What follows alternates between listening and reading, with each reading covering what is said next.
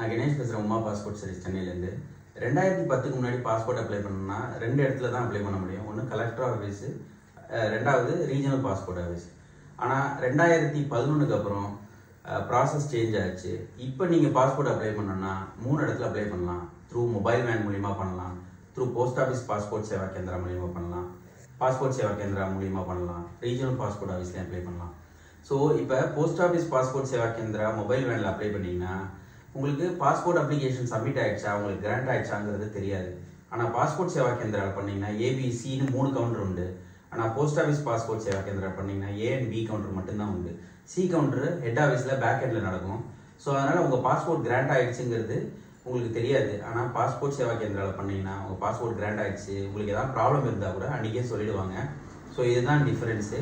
இதை பற்றி உங்களுக்கு எதாவது டீட்டெயிலாக இன்ஃபர்மேஷன் வேணும்னா கீழே டிஸ்கிரிப்ஷன் நம்பர் ஷேர் பண்ணியிருக்கேன். கால் பண்ணுங்கள், லைக் பண்ணுங்கள்.